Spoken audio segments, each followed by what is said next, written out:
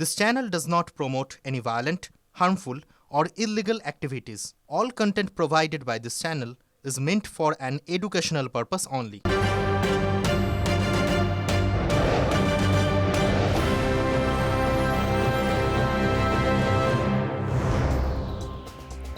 এবার সময় হচ্ছে সন্ধ্যের সুপার প্রাইম টাইমে ব্যাক টু ব্যাক সব বড় খবরের লেটেস্ট আপডেট আপনাদেরকে জানানো। এজেন্সি ইস্যুতে সরব মুখ্যমন্ত্রী। এজেন্সি ইচ্ছাকৃতভাবে মানহানি করছে। আমরা আপনাদের কাস্টাডিতে আছি, আপনারা সংবিধানের অভিভাবক।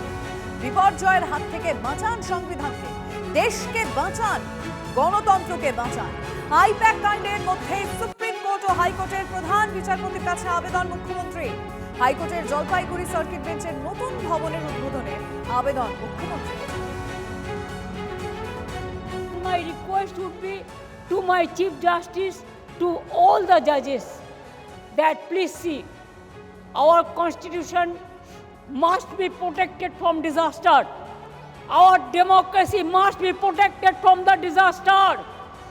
Our safety, our security, our history, our geography, our boundary, all should be protected. This is nowadays a trend to malign the people.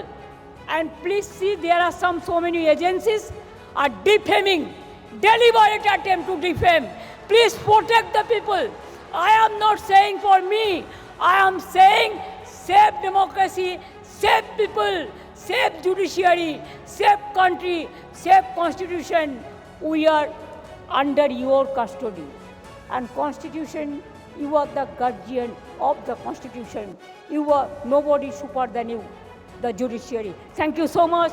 Thanks a lot. Jai Hind, Jai Bangla. পাল্টা অভিযোগ করা হচ্ছে মুখ্যমন্ত্রীর লোকজনই তো হাইকোর্ট চলতে দেননি।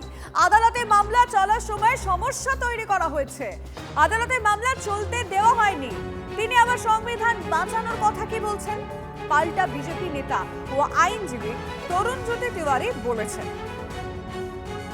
আরেকবার আপনাদের জানিয়ে রাখতে চাইব, মুখ্যমন্ত্রীর বক্তব্য আপনাদেরকে শোনালাম, তার পরবর্তীতে তরুণজ্যোতি তিওয়ারি বলেছেন, মানে তার প্রেক্ষিতে মুখ্যমন্ত্রীর লোকজনই হাইকোর্ট চলতে দেয়নি।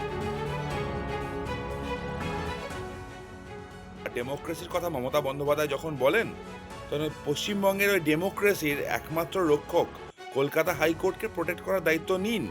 তার দলের লোকজন কোর্ট চলতে দেয় না, কোর্টে তালা দিয়ে দেয়, বিচারপতিদের নামে স্লোগান চলে, কোর্টে মামলা হতে দেয় না, কোর্টে ভিড় করিয়ে মামলা আটকে দেয়। এগুলো বন্ধ করুক, তারপর কথা হবে। মুখ্যমন্ত্রী সব কটা প্রতিষ্ঠানকে নষ্ট করার পর এবার তার নজর পড়েছে জুডিশিয়ারির ওপর। তো judiciary must be protected from Mamata Banerjee. কিছুক্ষণ আগে আপনাদেরকে মমতা বন্দ্যোপাধ্যায়ের বক্তব্য শোনাচ্ছিলেন, যেখানে তিনি বলছেন আমরা আপনাদের কাস্টাডিতে আছি। কারণ এই বক্তব্য কখন রাখছেন? যখন বিচারপতিরা তার সামনে, সেই সময় দাঁড়িয়ে বক্তব্য রাখছেন। তারা বলছে যে এজেন্সি মানহানি করছে। সেখানে দাঁড়িয়ে তরুণজ্যোতি তিওয়ারির উত্তর এসছে। তরুণজ্যোতি তিওয়ারি তিনি কি উত্তর দিচ্ছেন? তিনি বলছেন মুখ্যমন্ত্রীর লোকজনই তো হাইকোর্ট চলতে দেননি, আদালতে মামলা চলতে দেননি তার লোকজন, মানে মুখ্যমন্ত্রী কথা বলেছেন। তিনি সংবিধান বাঁচানোর কথা কি বলছেন? এই তোপ পাল্টা তোপ আমরা শুনতে পেলাম বিজেপি নেতা এবং আইনজীবী তরুণজ্যোতি তিওয়ারির। এই মুহূর্তে টেলিফোন লাইনে আমরা যোগাযোগ করতে পেরেছি তৃণমূলের রাজ্য সহ সভাপতি জয়প্রকাশ মজুমদারের সঙ্গে। জয়প্রকাশ বাবু, বিজেপি নেতা এবং আইনজীবী তরুণজ্যোতি তিওয়ারি তিনি বলছেন মুখ্যমন্ত্রী যে অভিযোগ, মানে কথা বলেছেন তার প্রেক্ষিতে, যে মুখ্যমন্ত্রী লোকজন হাইকোর্ট চলতে দেননি, আদালতে মামলা চলতে দেননি, তিনি কেন সংবিধান বাঁচানোর কথা বলছেন? কি বলবেন আপনি? দেখুন, বড়দের কথাতে এইরকম লোকজনরা, ভুইফোড় লোকজনরা কমেন্ট করুক আর তার উপরে আমাদের বক্তব্য দিতে হবে, এটা খুব দুঃখের বিষয়।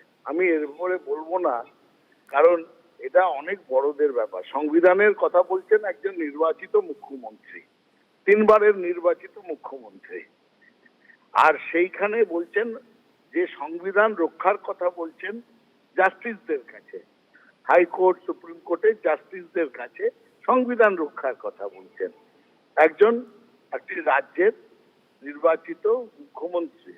সেইখানে একটা ভুইফোড় আধা লয়ার আধা আইনজ্ঞ, সে একটা কথা বলছেন কে চলতে দেয়নি না চলতে দেয়নি, যার সঙ্গে মুখ্যমন্ত্রীর কোনো সম্পর্ক নেই, এসব কথার কোনো উত্তর হয় না। বরং আমিও আপনাদেরও বলবো যে বিষয়টাই এত সিরিয়াস, মুখ্যমন্ত্রী যেটা বলেছেন আজকের ভারতবর্ষে, সেটাকে আপনারাও এত লঘু করে দেবেন না। আপনাকে ধন্যবাদ। আমরা কিছুক্ষণ আগে মুখ্যমন্ত্রী মমতা বন্দ্যোপাধ্যায়ের বক্তব্য আপনাদেরকে শুনেছিলাম, যার প্রেক্ষিতে তরুণ জ্যোতি তিওয়ারি কি বলেছেন সেটাও শুনলেন। মমতা বন্দ্যোপাধ্যায়ের এই মন্তব্য নিয়ে সুকান্ত মজুমদার কি বলেছেন বিকাশ রঞ্জন ভট্টাচার্য, শুনবো ব্যাপারটা।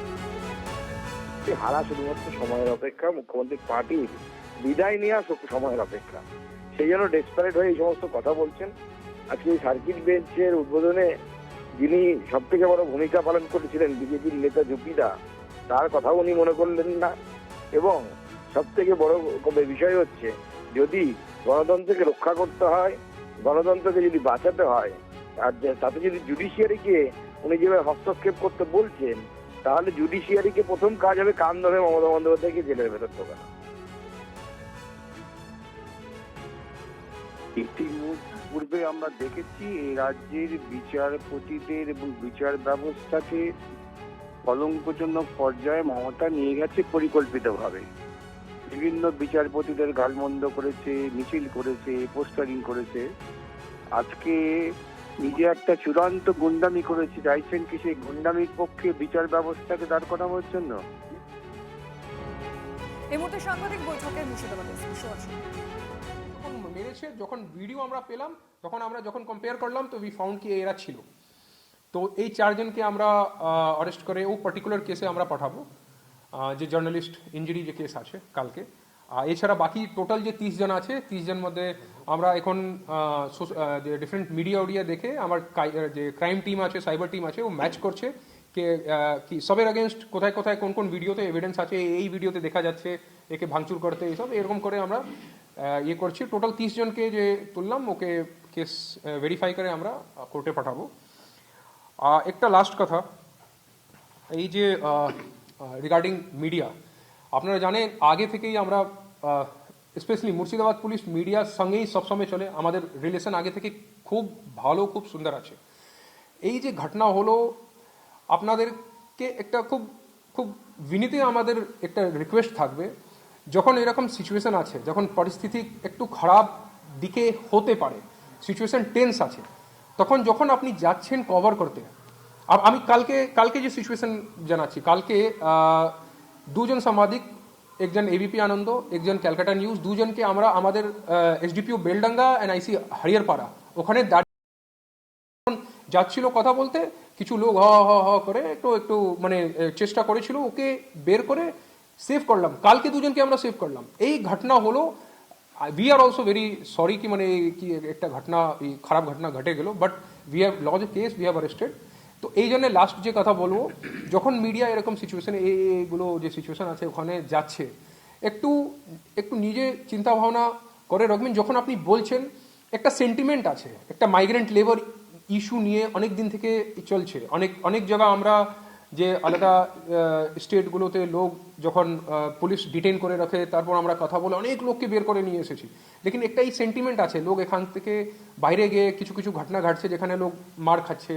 তো এই যে সেন্টিমেন্ট আছে, যখন আপনারা মিডিয়া বন্ধুরা যখন প্রশ্ন করছেন, তখন একটু সেন্টিমেন্টকে চিন্তা ভাবনা করে, মানে উই উইল রিকোয়েস্ট কি আপনার দিক থেকে কোনো উকসানিমূলক কোনো কথা আপনি না বলেন, কি অপোজিট দিকে মানে এখন তো ভিড়ের সেন্টিমেন্ট আছে, মব সেন্টিমেন্ট। এখন আপনি একটা সিঙ্গেল লোকের সঙ্গে আপনি কথা বলছেন না, আপনি পুরো মবের সঙ্গে কথা বলছেন। মবের সব রকম লোক থাকে, তো কোনো আপনার কোনো একটা লুজ স্টেটমেন্ট কিছু বললে হতে পারে সামনে থেকে একটু কোনো লোক ওকে একটু নেগেটিভ ডাইরেকশনে নিয়ে নিলে, তারপর তো মবের তো কোনো মাথা নেই, মবের কোনো ডাইরেকশন নেই, একজন কিছু বললে হাওয়া করে সব চালু হয়ে যাবে। তো এই জন্য আপনাদের একটা রিকোয়েস্ট থাকবে পুলিশ দিক থেকে কি এখন আমরা অনেকটা কি আমাদের সিচুয়েশন কমপ্লিটলি আন্ডার কন্ট্রোল আছে, বাট যখন এইরকম সিচুয়েশন হলে একটু নিজে একটু পরিস্থিতি দেখে চেষ্টা করবেন কি আপনার কোনো আপনি যা আছে ফ্যাকচুয়ালি আপনি রিপ্রেজেন্ট করুন, কোনো আপনাকে কেউ কোনো মানা করছে না, আমাদের পুলিশ সবসময় আপনাদের সঙ্গে আমরা আছি, বাট কথা বললে একটু চেষ্টা করবেন কি কোনো ইনস্টিগেট করা না হোক, বাস দ্যাটস ইট, আমার এই কথা ছিল। জন্ম থেকে জানতেন তারা 4 ভাই, কিন্তু এসআইআর হওয়ার পর জানতে পারলেন 4 নয়, তারা 6 ভাই। হতবাক সপ্তগ্রাম পঞ্চায়েতের 87 নম্বর বুথের ভোটার দিলশাদ আনসারি। এদিন মগরা বিডিও অফিসের শুনানিতে যান দিলশাদ।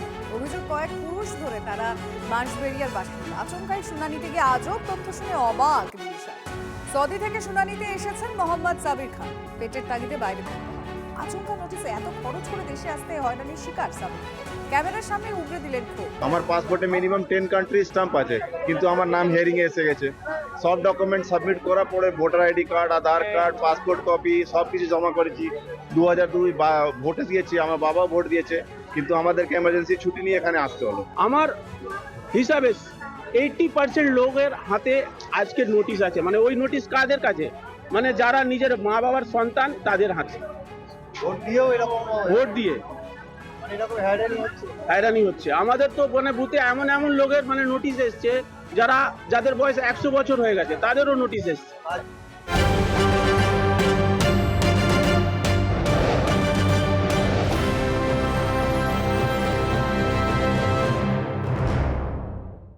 এসআইআর শুনানির নামে সাধারণ মানুষকে হয়রান করা হচ্ছে, আর ঠিক এরই প্রতিবাদে বিক্ষোভ দেখায় তৃণমূল কংগ্রেস। কোথায়? বাঁকুড়ায়, বিষ্ণুপুরে বিডিও অফিসে টায়ার জ্বালিয়ে বিক্ষোভ। তৃণমূল বিধায়ক তন্ময় ঘোষের নেতৃত্বে বিক্ষোভ দেখানো হয়। হয়রানি বন্ধ না হলে বৃহত্তর আন্দোলনের হুঁশিয়ারি তৃণমূলের। সারা বাংলা জুড়ে সমস্ত স্তরের মানুষের মধ্যে একটা আতঙ্কের পরিবেশ, একটা ভীতর পরিবেশ যে হয়তো নাগরিকত্ব থেকে তাদের নাম মুছে যাবে। এর বিরুদ্ধে আমাদের মাটি মানুষের দল তৃণমূল কংগ্রেস, যার সর্বময় নেত্রী হচ্ছে মমতা বন্দ্যোপাধ্যায় এবং আমাদের নেতা অভিষেক বন্দ্যোপাধ্যায়, যার নির্দেশে তৃণমূল কংগ্রেস চিরজীবন মানুষের পাশে সাথে থেকে লড়াই করে এসছে এবং আজও মানুষের স্বার্থে রাস্তায় নেমে আন্দোলন এবং প্রতিবাদ করছে। নির্বাচন কমিশন সম্পূর্ণভাবে বিজেপির যে দালালি করছে এটা পরিষ্কার হয়ে গেছে আমাদের কাছে, এবং এই বিজেপির দালালি বন্ধ করা। আর 7 নম্বর ফর্মটা বিজেপির লোক যাতে করে 10টার বেশি জমা এখানে না করতে পারে বিজেপির কোনো ইয়েরা, সেই জন্য আজকে আমাদের অবস্থান এবং এই নির্বাচন কমিশনের বিরুদ্ধে এবং বিজেপির বিরুদ্ধে আমাদের আজকের এই প্রতিবাদ। পূর্ব বর্ধমানে সেখানে এসআইআর কেন্দ্রে বিজেপি কর্মী সমর্থকদের সঙ্গে পুলিশের একবার ধস্তাধস্তি। শাসকের যে দপ্তরের সামনে, জেলা শাসকের যে দপ্তর, সেখানেই উত্তেজনা। মহকুমা শাসকের বিরুদ্ধে 7 নম্বর ফর্ম জমা না নেওয়ার অভিযোগ বিজেপির। পদ্ম শিবিরের কর্মী সমর্থকদের সঙ্গে বাদানুবাদে জড়ান পুলিশ কর্মীরা। বিজেপির বিরুদ্ধে শুনানির মাঝে অশান্তি পাকানোর চেষ্টার অভিযোগ তৃণমূলের। বেশ কয়েকজন বিজেপি কর্মী সমর্থককে আটক করেছে পুলিশ। আমরা সেই ছবি আপনাদেরকে দেখাচ্ছি। এসআইআর শুনানি কেন্দ্র যেখানে হচ্ছে সেখানেই পুলিশের সঙ্গে বিজেপি কর্মী সমর্থকদের ধস্তাধস্তি। পূর্ব বর্ধমানের জেলা শাসকের দপ্তরের সামনে এই ছবিটা। মহকুমা শাসকের বিরুদ্ধে 7 নম্বর ফর্ম জমা না নেওয়ার অভিযোগ করছে বিজেপি। পদ্ম শিবিরের কর্মী সমর্থকদের সঙ্গে বাদানুবাদে জড়িয়ে পড়ে পুলিশ কর্মী। বিজেপির বিরুদ্ধে শুনানির মাঝে অশান্তি পাকানোর চেষ্টার অভিযোগ করছে তৃণমূল কংগ্রেস। বেশ কয়েকজন বিজেপি কর্মী সমর্থককে আটক করেছে পুলিশ।